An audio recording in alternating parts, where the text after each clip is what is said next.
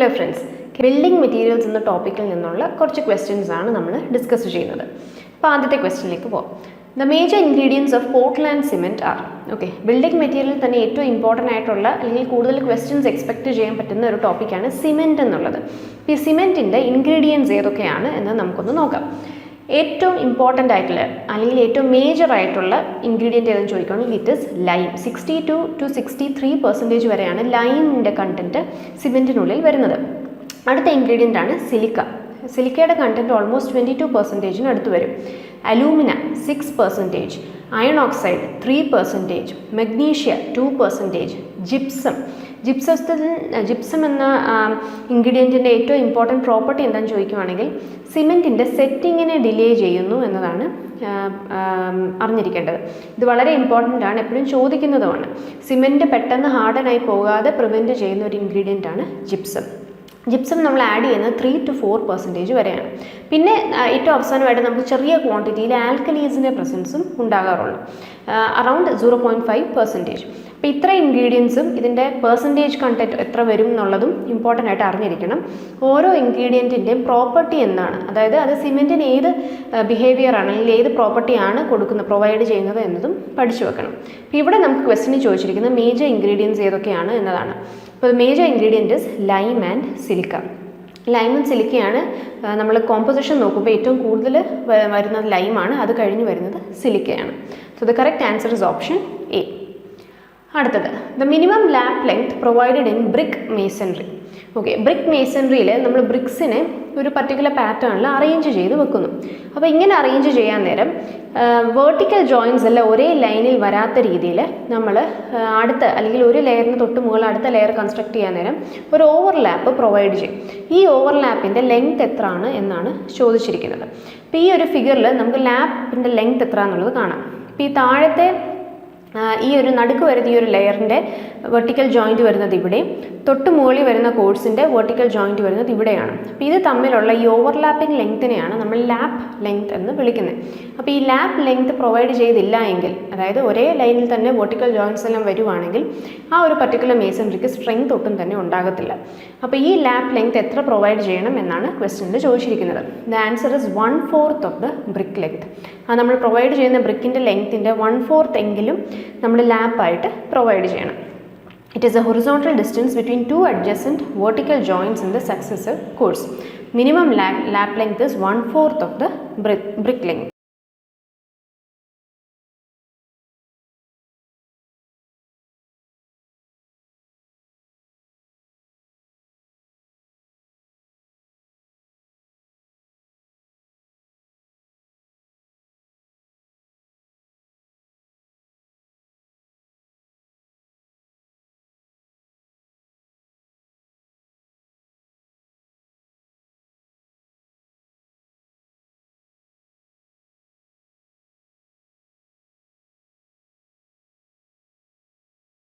അടുത്തത് what is the maximum compressive strength of third class BRICS. വളരെ important ആയിട്ടുള്ളൊരു question ആണ്. നമുക്ക് based on the property of BRICS നമുക്ക് ബ്രിക്സിനെ പല കാറ്റഗറി ആയിട്ട് ഡിവൈഡ് ചെയ്യാം. അപ്പോൾ ഫസ്റ്റ് ക്ലാസ് ഉണ്ട്, സെക്കൻഡ് ക്ലാസ് ഉണ്ട്, തേർഡ് ക്ലാസ് ബ്രിക്സ് ഉണ്ട്, പിന്നെ ഓവർ ബേൺഡ് ബ്രിക്സും ഉണ്ട്. അപ്പോൾ ഈ ആദ്യത്തെ 3 ക്ലാസ് ബ്രിക്സിൻ്റെയും വാട്ടർ അബ്സോർപ്ഷൻ്റെ പെർസെൻറ്റേജും അതേപോലെ അതിൻ്റെ കംപ്രസീവ് സ്ട്രെങ്ത് എത്ര വരെ വരാം എന്നുള്ളതും ഇമ്പോർട്ടൻ്റ് ആയിട്ട് തന്നെ അറിഞ്ഞിരിക്കേണ്ടതാണ്. റിപ്പീറ്റഡ് ആയിട്ട് ഈ ഒരു ടോപ്പിക്കിൽ നിന്ന് ക്വസ്റ്റ്യൻസ് വരുന്നതുമാണ്. ഇപ്പോൾ ഫസ്റ്റ് ക്ലാസ് ബ്രിക്സിൻ്റെ നമ്മൾ നോക്കുകയാണെങ്കിൽ ഇതിൻ്റെ കംപ്രസീവ് സ്ട്രെങ്ത് മിനിമം 10.5 Nm² എങ്കിലും ഉണ്ടാകണം. അപ്പോൾ ഇവിടെ വാട്ടർ അബ്സോർപ്ഷൻ എത്ര വരെ ആകാമെന്ന് ചോദിക്കുകയാണെങ്കിൽ ഷുഡ് ബി ലെസ് ദാൻ 20%. ഇനി സെക്കൻഡ് ക്ലാസ് ബ്രിക്സിൻ്റെ കേസിലാണെങ്കിൽ കംപ്രസീവ് സ്ട്രെങ്ത് മിനിമം 7 Nm² എങ്കിലും വേണം. And water absorption should be less than 22%. Third class ബ്രിക്സിൻ്റെ കേസിൽ കംപ്രസീവ് സ്ട്രെങ്ത് മിനിമം 3.5 Nm² എങ്കിലും വേണം. And water absorption should be less than 25%. അപ്പോൾ ജനറലായിട്ട് ബ്രിക്സിൻ്റെ കംപ്രസീവ് സ്ട്രെങ്ത് എത്ര വേണം എന്ന് ചോദിക്കുവാണെങ്കിൽ, അതായത് ക്ലാസ് സ്പെസിഫൈ ചെയ്യുന്നില്ല, ഫസ്റ്റ് ക്ലാസ്സോ സെക്കൻഡ് ക്ലാസ്സോ തേർഡ് ക്ലാസ്സോ എന്ന് സ്പെസിഫൈ ചെയ്യുന്നില്ല, ജനറലായിട്ട് തന്നെ ചോദിക്കുവാണ് ബ്രിക്സിൻ്റെ മിനിമം കംപ്രസീവ് സ്ട്രെങ്ത് എത്ര വേണം എന്ന് ചോദിക്കുവാണെങ്കിലും നമ്മൾ ഈ തേർഡ് ക്ലാസിൻ്റെ കംപ്രസീവ് സ്ട്രെങ്ത് ആണ് പറയുന്നത്, 3.5 Nm². അപ്പോൾ ഇത് 3.5 എന്നുള്ളത് Nm/mm² യൂണിറ്റിൽ വരുന്നതുകൊണ്ടാണ്. ക്വസ്റ്റ്യനിൽ നമുക്ക് ചോദിച്ചിരിക്കുന്നത് kg/cm². അപ്പോൾ അങ്ങനെ വരുമ്പോൾ നമുക്ക് 3.5 എന്നുള്ളത് 35 ആയിട്ട് മാറും. അപ്പോൾ ഇവിടെ ഏറ്റവും ആപ്റ്റ് ആയിട്ടുള്ള ഓപ്ഷൻ വരുന്ന ഓപ്ഷൻ സി ആണ്, 34 kg/cm². അടുത്തത് the nominal size of brick is. ബ്രിക്കിൻ്റെ സൈസ് സ്റ്റാൻഡേർഡ് സൈസും ഉണ്ട്, നോമിനൽ സൈസും ഉണ്ട്. സ്റ്റാൻഡേർഡ് സൈസ് നമ്മൾ ഉദ്ദേശിക്കുന്നത് ബ്രിക്കിൻ്റെ ലെങ്ത്ത് 19/9/9 സെൻറ്റിമീറ്റേഴ്സ്, അതായത് ലെങ്ത്ത് 19 വരും, വിഡ്ത്തും ഹൈറ്റും 9 സെൻറ്റിമീറ്റേഴ്സും വരും. ഇതാണ് സ്റ്റാൻഡേർഡ് ഓർ മോഡുലാർ സൈസ്. ഇനി നോമിനൽ സൈസും ചോദിക്കുമ്പോൾ ഈ ബ്രിക്സ് വെച്ച് നമ്മൾ ബ്രിക്ക് മേസണറി കൺസ്ട്രക്ട് ചെയ്യുമ്പോൾ ബ്രിക്സിൻ്റെ ഇടയ്ക്കായിട്ട് നമ്മൾ മോട്ടാറിൻ്റെ ഒരു തിക്നെസ് കൂടെ പ്രൊവൈഡ് ചെയ്യും. അപ്പോൾ ഈ മോട്ടാർ തിക്നെസ് നമ്മൾ 1 സെൻറ്റിമീറ്റർ ആണ് എന്നാണ് അസ്യൂം ചെയ്യുന്നത്. അപ്പോൾ ഈ 1 സെൻറ്റിമീറ്ററിലൂടെ നമ്മൾ രണ്ട് സൈഡിൽ അതിൻ്റെ പകുതി കൂട്ടുമ്പോൾ അങ്ങനെ ടോട്ടൽ ലെങ്ത്ത് നമ്മൾ 19ൻ്റെ കൂടെ രണ്ട് സൈഡിലും 1 സെൻറ്റിമീറ്ററിൻ്റെ പകുതി എടുത്ത് അങ്ങനെ ടോട്ടൽ ഒരു 1 സെൻറ്റിമീറ്ററോടെ നമ്മൾ കൂട്ടി വരുമ്പോൾ വരുന്ന ലെങ്ത്താണ് ഈ നോമിനൽ സൈസ്. അപ്പോൾ 19/9/9 എന്നുള്ളത് നോമിനൽ സൈസ്, അതായത് നമ്മൾ മോട്ടാർ തിക്നെസ്സോടെ കൺസിഡർ ചെയ്യുമ്പോൾ ഇറ്റ് ബിക്കംസ് 20/10/10 സെൻറ്റിമീറ്റേഴ്സ്. അപ്പോൾ എങ്ങനെ 1 സെൻറ്റിമീറ്റർ വന്നത് മോട്ടാർ തിക്നെസ്സോടെ കൂട്ടിയിട്ടാണ്. അപ്പോൾ രണ്ട് പേരുകൾ ഓർത്തോണം. സ്റ്റാൻഡേർഡ് ഓർ മോഡുലാർ സൈസ് എന്ന് പറയുന്നത് 19/9/9 സെൻറ്റിമീറ്റേഴ്സും നോമിനൽ സൈസ് എന്ന് പറയുമ്പോൾ 20/10/10 സെൻറ്റിമീറ്റേഴ്സും. അപ്പോൾ correct answer is option A. The brick or stone used in corner masonry of a wall is called. Okay, brick masonry construct ചെയ്യുന്ന നേരം കോർണറിൽ പ്രൊവൈഡ് ചെയ്യുന്ന ബ്രിക്സിനെ നമ്മൾ എന്താണ് വിളിക്കുന്നത് എന്നാണ് ചോദിക്കുന്നത്.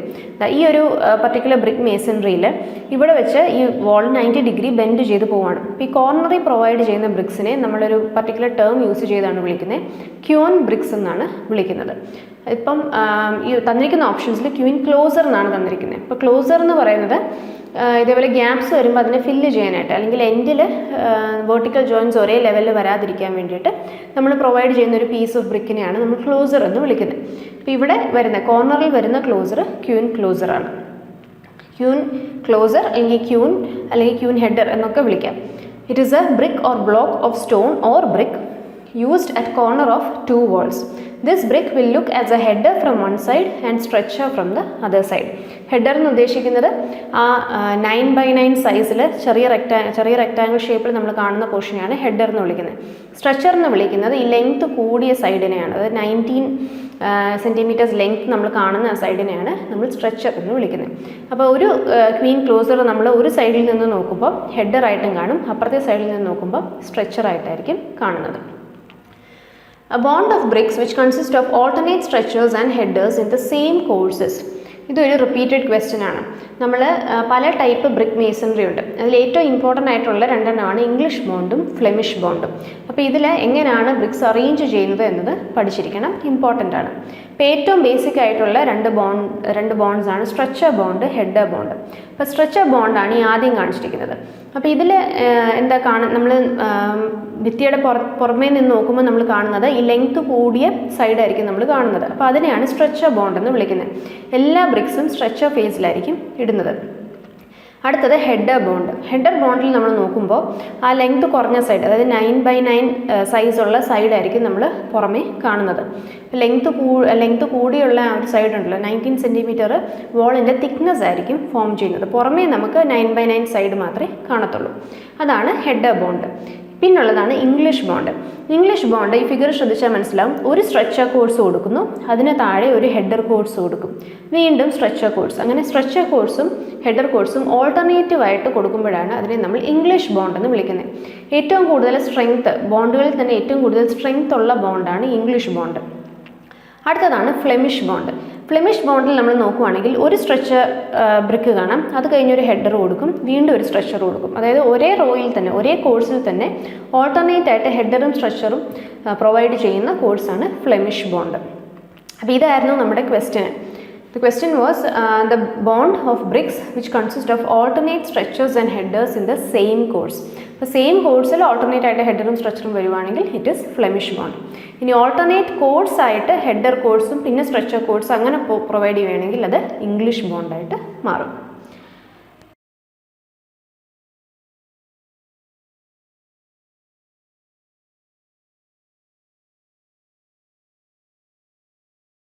അടുത്ത question.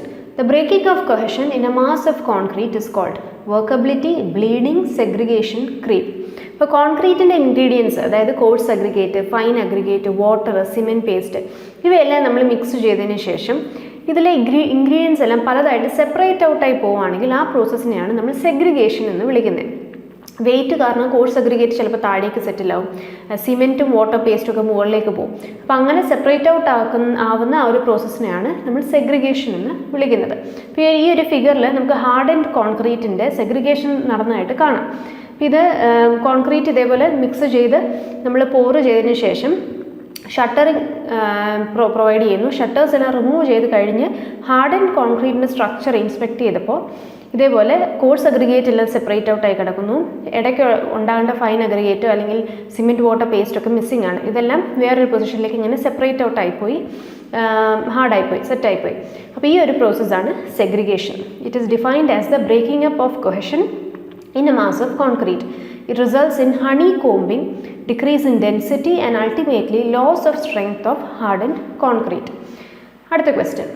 A triangle part of brick is cut from a brick. Then the remaining portion of the brick is called as. Okay. നമ്മൾ ബ്രിക്സിനെ മൊത്തത്തിൽ ഉപയോഗിക്കാതെ അതിൻ്റെ ഒരു പോർഷൻ മാത്രം കട്ട് ചെയ്ത് ഉപയോഗിക്കാറുണ്ട്. ഇങ്ങനെ കട്ട് ചെയ്ത് ഉപയോഗിക്കുന്നത് നമ്മൾ ബ്രിക്ക് മേസണറിയിൽ ലേ ചെയ്ത് വരുമ്പോൾ നേരത്തെ പറഞ്ഞ കൂട്ട് വെർട്ടിക്കൽ ജോയിൻറ്റ്സ് ഒരേ ലെവലിൽ വരാതിരിക്കാൻ, അല്ലെങ്കിൽ കോർണേഴ്സിലെത്തുമ്പോൾ കോർണേഴ്സിൽ പ്രൊവൈഡ് ചെയ്യാനൊക്കെ ആയിട്ട് ഫുൾ ലെങ്ത് വേണ്ടി വരാറില്ല. അപ്പോൾ ഇങ്ങനത്തെ കേസിലാണ് നമ്മൾ ബ്രിക്കിൻ്റെ പീസസ് അല്ലെങ്കിൽ കട്ട് ചെയ്തിട്ട് നമ്മൾ പ്രൊവൈഡ് ചെയ്യുന്നത്. ഇനി കട്ട് ചെയ്ത് പ്രൊവൈഡ് ചെയ്യുന്നത് നമ്മൾ depending on the shape of the cut and the length of the brick, ഇതിനെയൊക്കെ ബേസ് ചെയ്ത് പല ടൈപ്പ് ഉണ്ട്. നമുക്കത് ഏതൊക്കെയാണെന്ന് നോക്കാം. ആദ്യത്തേത്, നമ്മൾ ബ്രിക്കിൻ്റെ ഒരു കോർണറിൽ നിന്ന് ട്രയാങ്കുലർ പോർഷൻ കട്ട് ചെയ്ത് മാറ്റുവാണെങ്കിൽ അതിനെ കിങ് ക്ലോസർ എന്നാണ് വിളിക്കുന്നത്. അപ്പോൾ ഇതാണ് നമുക്ക് ക്വസ്റ്റ്യനിൽ ചോദിച്ചിരുന്നത്. ഒരു ബ്രിക്കിൻ്റെ കോർണറിൽ നിന്ന് ട്രയാങ്കുലർ പോർഷൻ കട്ട് ചെയ്ത് മാറ്റുമ്പോൾ അതിനെ നമ്മൾ കിങ് ക്ലോസർ എന്ന് വിളിക്കുന്നു. അടുത്തത്, നമ്മൾ ലെങ്ത്ത് 19 സെൻറ്റിമീറ്റേഴ്സും മെയിൻറ്റെയിൻ ചെയ്തുകൊണ്ട് വിട്ട് പകുതിയാക്കി നമ്മൾ കട്ട് ചെയ്യുവാണെങ്കിൽ അതിനെ ക്വീൻ ക്ലോസർ എന്ന് വിളിക്കും. അടുത്തത് ബിവെൽഡ് ക്ലോസർ. ഒരു എൻഡിലെ ഹാഫ് വിട്ടും മറ്റേ സൈഡിൽ നമ്മൾ നോക്കുകയാണെങ്കിൽ ഫുൾ ലെങ്ത്തിലും നമ്മളിങ്ങനെ ചരിച്ച് കട്ട് ചെയ്യുവാണെങ്കിൽ അതിനെ ബിവെൽഡ് ക്ലോസർ എന്ന് വിളിക്കാം. ഇനി മിഡ്രെഡ് ക്ലോസർ എന്ന് വിളിക്കുന്നത് ഒരു പർട്ടിക്കുലർ ആംഗിളിൽ നമ്മൾ ആ കോർണറിൽ നിന്ന് കട്ട് ചെയ്ത് മാറ്റുന്നു, അതാണ് മിഡ്രെഡ് ക്ലോസർ. ഇനി ലെങ്ത്തിൽ നമ്മൾ അതിനെ പകുതിയായിട്ട് മുറിക്കുവാണെങ്കിൽ അതിനെ ഹാഫ് ബാറ്റ് എന്ന് വിളിക്കും. 3/4 ലെങ്ത്തിൽ നമ്മൾ കട്ട് ചെയ്തെടുക്കുവാണെങ്കിൽ അതിനെ 3/4 ബാറ്റ് എന്നും വിളിക്കും. ഇപ്പോൾ തന്നിരിക്കുന്ന ഓപ്ഷൻസിൽ correct answer is option C, king closer. According to IS 800 2007, dash is the modulus of elasticity of structural steel used in design irrespective of its grade. Okay, steel എന്ന ടോപ്പിക്കിൽ നിന്ന് നമ്മൾ പഠിക്കേണ്ട അല്ലെങ്കിൽ അറിഞ്ഞിരിക്കേണ്ട ഒരു ഇമ്പോർട്ടൻറ്റ് ക്വസ്റ്റ്യൻ ആണിത്. സ്റ്റീലിൻ്റെ പ്രോപ്പർട്ടീസ്, ഫിസിക്കൽ പ്രോപ്പർട്ടീസ് എന്തൊക്കെയാണെന്നുള്ളത് നമുക്ക് IS 800 തന്നിട്ടുണ്ട്. അപ്പോൾ തന്നിരിക്കുന്ന ഡീറ്റെയിൽസ് എന്തൊക്കെയാണെന്ന് നോക്കാം. യൂണിറ്റ് മാസ് ഓഫ് സ്റ്റീൽ, അതായത് സ്റ്റീലിൻ്റെ ഡെൻസിറ്റി നമ്മൾ കാൽക്കുലേഷൻസിനായിട്ട് യൂസ് ചെയ്യുന്ന values 7850 kg/m3. Modulus of elasticity is 2 × 10⁵ N/m². ഇത് MPAയിലാണ്. GPAയിലേക്ക് വരുമ്പോൾ നമുക്ക് 200 GPA, giga Pascal. Poisons ratio വരുന്നത് 0.3 ആണ്. മോഡുലസ് ഓഫ് റിജിഡിറ്റി വരുന്നത് 0.769 × 10⁵ MPa. Coefficient of thermal expansion വരുന്നത് 12 × 10⁻⁶/°C. അപ്പോൾ ഈ ഇത്രയും ഡീറ്റെയിൽസിൽ സ്റ്റീലിൻ്റെ density, modulus of elasticity, poisons ratio, ഇത്രയും വളരെ ഇമ്പോർട്ടൻ്റ് ആണ്. മോഡുലസ് ഓഫ് റിജിഡിറ്റി ഏതോ ഒരു പ്രാവശ്യം മാത്രമേ ചോദിച്ചു കണ്ടിട്ടുള്ളൂ. അപ്പോൾ ഇത്ര ഇമ്പോർട്ടൻ്റ് ആയിട്ട് അറിഞ്ഞിരിക്കേണ്ടതാണ്. അപ്പോൾ ഇവിടെ നമുക്ക് ചോദിച്ചിരുന്നത് മോഡുലസ് ഓഫ് ഇലാസ്റ്റിസിറ്റിയാണ്. അപ്പോൾ യൂണിറ്റ് നമ്മൾ ചെക്ക് ചെയ്ത് നോക്കുമ്പോൾ ഏറ്റവും കറക്റ്റ് ആൻസർ വരാൻ പോകുന്ന ഫസ്റ്റ് ഓപ്ഷൻ ആയിരിക്കും, 200 GPA. ബാക്കി ജിഗാ പാസ്കൽ നമ്മൾ കൺവേർട്ട് ചെയ്താലും, മെഗാ പാസ്കൽ ഒരെണ്ണം തന്നിട്ടുണ്ട്, ഇതിൽ കൺവേർട്ട് ചെയ്താലും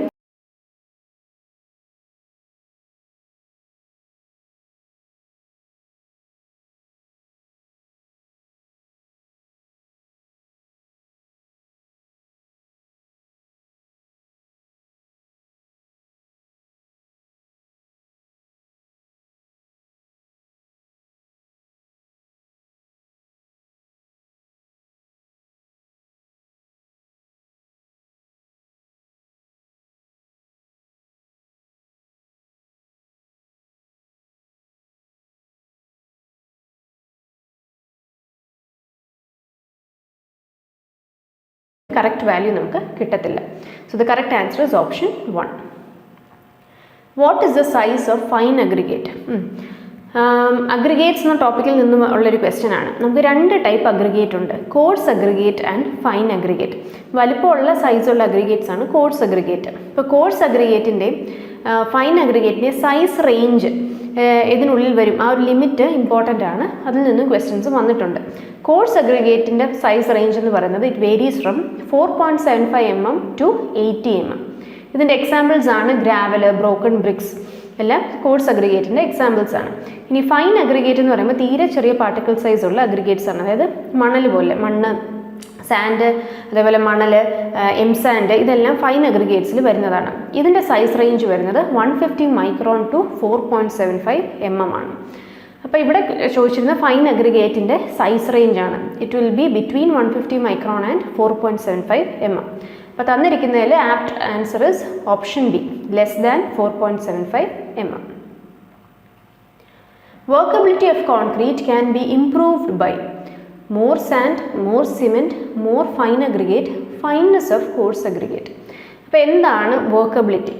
നമുക്ക് കോൺക്രീറ്റിനെ എത്ര ഈസിനെസ്സോട് കൂടി മിക്സ് ചെയ്യാനും പ്ലേസ് ചെയ്യാനും പറ്റുന്നു, അതിനെയാണ് നമ്മൾ വർക്കബിലിറ്റി എന്ന് വിളിക്കുന്നത്. അതായത് നമുക്ക് മിക്സ് ചെയ്യാനൊക്കെ ഉള്ളത് ഒരുപാട് നമ്മൾ വാട്ടർ കണ്ടൻറ്റൊക്കെ ഒരുപാട് കുറയ്ക്കുവാണെങ്കിൽ ഒരുപാട് സ്റ്റിഫായിട്ടുള്ള മിക്സായി മാറും. അപ്പോൾ അതിനെ നമുക്ക് മിക്സ് ചെയ്യാനായാലും പ്ലേസ് ചെയ്യാനായാലും കോമ്പാക്ഷൻ കൊടുക്കാനായാലും ഒക്കെ വളരെ ഡിഫിക്കൽട്ടായിരിക്കും. എന്നാൽ ഒരുപാട് വെള്ളം ഒഴിക്കുവാണെങ്കിലോ വളരെ ലൂസായിട്ടുള്ള മിക്സ് ആയിരിക്കും. അപ്പോൾ നമുക്ക് കുറച്ചുകൂടെ നല്ല എളുപ്പത്തിൽ ഇത് മിക്സ് ചെയ്യാനും ഒക്കെ പറ്റും.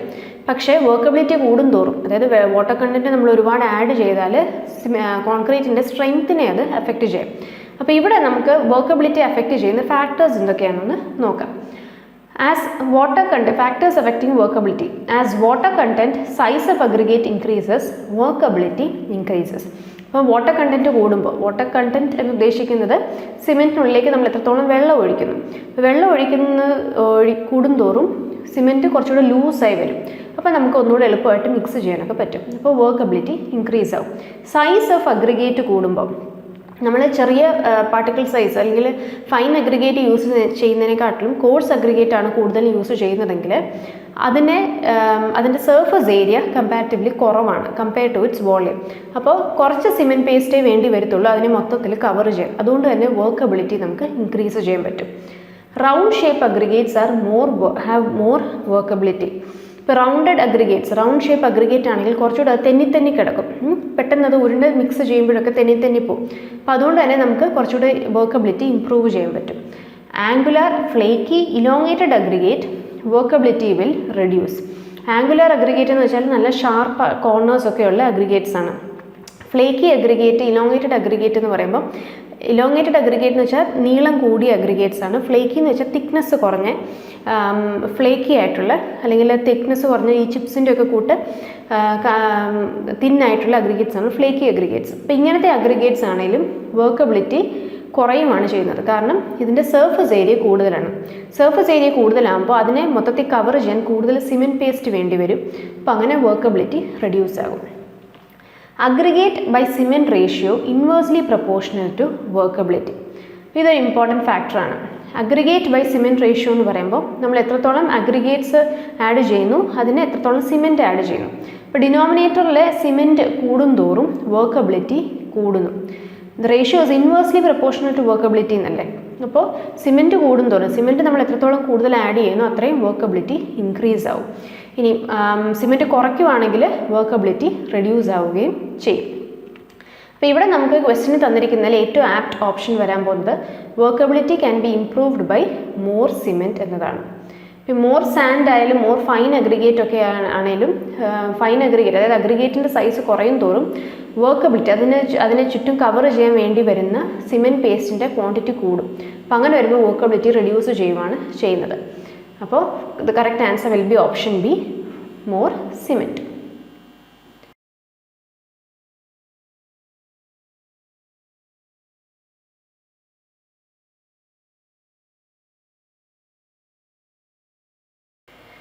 If compaction factor of concrete is 0.90, then workability is. ഇതൊരു ഇമ്പോർട്ടൻറ്റ് ക്വസ്റ്റ്യൻ ആണ്. വർക്കബിലിറ്റിയുടെ പല ടെസ്റ്റുകളും നമുക്ക് പഠിക്കാനുണ്ട്. അതിലൊരു ടെസ്റ്റാണ് ഈ compaction factor test. Compaction factor ടെസ്റ്റിൻ്റെ വാല്യൂസിൻ്റെ റേഞ്ച് അറിഞ്ഞിരിക്കണം. ആ റേഞ്ചിനുള്ളിൽ ഓരോ പർട്ടിക്കുലർ റേഞ്ചിനുള്ളിലെ വാല്യൂസിന് കറസ്പോണ്ടിങ് ആയിട്ടുള്ള വർക്കബിലിറ്റിയുടെ ഡെഫിനിഷൻ, അത് എന്ത് ലോ വർക്കബിലിറ്റി ആണോ, ഹൈ വർക്കബിലിറ്റി ആണോ, മീഡിയം വർക്കബിലിറ്റി ആണോ എന്നതും അറിഞ്ഞിരിക്കണം. If the compaction factor value is between 0.7 to 0.8, അതിനെ വെരി ലോ വർക്കബിലിറ്റി എന്ന് വിളിക്കുന്നത്. 0.8 to 0.85 ആണെങ്കിൽ ലോ വർക്കബിലിറ്റി, 0.85 to 0.95 ആണെങ്കിൽ medium workability, and if it is greater than 0.95 നമ്മൾ അതിനെ ഹൈലി വർക്കബിൾ ആയിട്ടുള്ള കോൺക്രീറ്റ് എന്നാണ് വിളിക്കുന്നത്. അപ്പോൾ ഇവിടെ ക്വസ്റ്റിനെ ചോദിച്ചിരുന്നത് വർക്കബിലിറ്റി അല്ലെങ്കിൽ കോമ്പാക്ഷൻ ഫാക്ടർ 0.9 എന്നാണ്. അപ്പോൾ it comes in the range of 0.85 to 0.95. So the answer will be medium workability. Option C. Which method is the most common and cheaper for water curing? Okay. Water use ചെയ്തിട്ടുള്ള curing methods ആണ് ഇതിനുള്ളിൽ പറഞ്ഞിരിക്കുന്നത്. അപ്പം curing കൊണ്ട് എന്താണ് ഉദ്ദേശിക്കുന്നത്? നമ്മൾ concrete place ചെയ്തതിന് ശേഷം അത് സെറ്റ് ആവാൻ, ഹാർഡൻ ചെയ്യാൻ വേണ്ടിയിട്ട് നമ്മൾ കുറച്ച് നാളത്തേക്ക് അതിനെ ലീവ് ചെയ്യും. ലീവ് ചെയ്യാൻ നേരം അതിൻ്റെ സർഫസിൽ നിന്നും സിമെൻറ്റിനുള്ളിൽ അല്ലെങ്കിൽ കോൺക്രീറ്റിനുള്ളിലെ വെള്ളം ഇവോപ്പറേഷൻ ലോസ് വഴി അല്ലെങ്കിൽ ക്ലൈമാറ്റിക് കണ്ടീഷൻസ് കാരണമൊക്കെ നഷ്ടപ്പെട്ടു പോകാതിരിക്കാൻ വേണ്ടിയിട്ട് നമ്മൾ സർഫസ് എപ്പോഴും വെറ്റായിട്ട് സൂക്ഷിക്കും. അതിനെയാണ് നമ്മൾ വാട്ടർ ക്യൂറിങ് എന്ന് വിളിക്കുന്നത്. വാട്ടർ ക്യൂറിങ്ങിന് പല മെത്തേഡ്സ് ഉണ്ട്. ഒന്നുകിൽ ഒരു ടാങ്കിനുള്ളിൽ നമുക്ക് ഇപ്പോൾ ക്യൂബ്സിനെയാണ് ക്യൂർ ചെയ്യണമെങ്കിൽ ടാങ്കിനുള്ളിൽ ക്യൂബ്സ് വെള്ളത്തിനടിയിൽ മുക്കിയിടാം. അല്ലെങ്കിൽ പോണ്ടിങ് മെത്തേഡുണ്ട്. പോണ്ടിങ് മെത്തേഡ് എന്ന് വെച്ചാൽ ഇതാ ഇതേപോലെ സ്ലാബുകളൊക്കെ കാസ്റ്റ് ചെയ്യാൻ നേരം അതിൻ്റെ മുകളിലായിട്ട് നമ്മൾ ഇതേപോലെ ഗണ്ണി ബാഗ്സ് ഒക്കെ യൂസ് ചെയ്ത് ബൗണ്ടറി പോലെ സെറ്റ് ചെയ്തിട്ട് അതിനുള്ളിൽ, അല്ലെങ്കിൽ ഗണ്ണി ബാഗ്സ് അല്ലെങ്കിൽ മഡ് യൂസ് ചെയ്ത് ബൗണ്ടറി പോലെ സെറ്റ് ചെയ്തിട്ട് അതിനുള്ളിൽ വെള്ളം കെട്ടി നിർത്തും. ഇതിനെയാണ് പോണ്ടിങ് മെത്തേഡ് എന്ന് പറയുന്നത്. പിന്നെ നമുക്കുള്ളത് ഇതേപോലെ ടാങ്കിനുള്ളിൽ ക്യൂബ്സ് ഒക്കെ ആണെങ്കിൽ, ചെറിയ സ്ട്രക്ചേഴ്സ് ആണെങ്കിൽ ടാങ്കിനുള്ളിൽ നമുക്ക് കാസ്റ്റ് ചെയ്തിട്ട് മുക്കിയിടാം. പിന്നുള്ളത് സ്പ്രേയിങ് അല്ലെങ്കിൽ ഫോഗിങ് മെത്തേഡ്സ് ഉണ്ട്. ഇപ്പോൾ ചെറിയ മിസ്റ്റ് പോലെ നമുക്ക് വളരെ ഫൈനായിട്ടുള്ള സ്പ്രേ ആയിട്ട് വെള്ളം ഇങ്ങനെ സ്പ്രേ ചെയ്ത് കൊടുക്കാം. അതും ഈ സർഫസിനെ ഡ്രൈ ആകാതെ ആവശ്യത്തിന് മോയ്സ്ചർ പ്രൊവൈഡ് ചെയ്യാൻ ഹെൽപ്പ് ചെയ്യുന്നു. അല്ലെങ്കിൽ കോളംസ് ഒക്കെ ആണെങ്കിൽ ഇതേപോലെ നനഞ്ഞ ചാക്കൊക്കെ വെച്ച് നമുക്ക് ചുറ്റി വെക്കാം. അപ്പോൾ ഈ ചാക്കോ ഇടയ്ക്കിടയ്ക്ക് ഓരോ ടൈം ഇൻ്റർവെൽസിൽ നമുക്ക് നനച്ചു കൊടുത്താൽ മതി. അപ്പോൾ ഇത് സർഫസ് ഇവോപ്പറേഷൻ വഴിയൊന്നും വാട്ടർ ലോസ് കോൺക്രീറ്റിന് സംഭവിക്കാതെ ഇത് നോക്കിക്കോളും. അപ്പോൾ ഇതാണ് പല methods of curing. Water curing കൂടാതെ സ്റ്റീം ക്യൂറിങ് നമ്മൾ ചെയ്യാറുണ്ട്. അപ്പോൾ ഇവിടെ ക്വസ്റ്റ്യൻ ചോദിച്ചിരുന്നത് ഏറ്റവും കോമണും ഏറ്റവും ചീപ്പസ്റ്റും ആയിട്ടുള്ള വാട്ടർ ക്യൂറിങ് മെത്തേഡ് ഏതാണ് എന്നതാണ്. It is ponding. പോണ്ടിങ് മെത്തേഡാണ് ഏറ്റവും കോമൺ ആയിട്ടും ഏറ്റവും ചീപ്പായിട്ടും നമുക്ക് ചെയ്യാൻ പറ്റുന്നൊരു ക്യൂറിങ് മെത്തേഡ്. അപ്പോൾ ഇതോടുകൂടെ നമ്മുടെ ഈ ഒരു വീഡിയോ നമ്മൾ വൈൻഡപ്പ് ചെയ്യുകയാണ്. ബാക്കി ക്വസ്റ്റ്യൻസുമായിട്ട് മറ്റൊരു വീഡിയോയിൽ കാണാം. Thank you.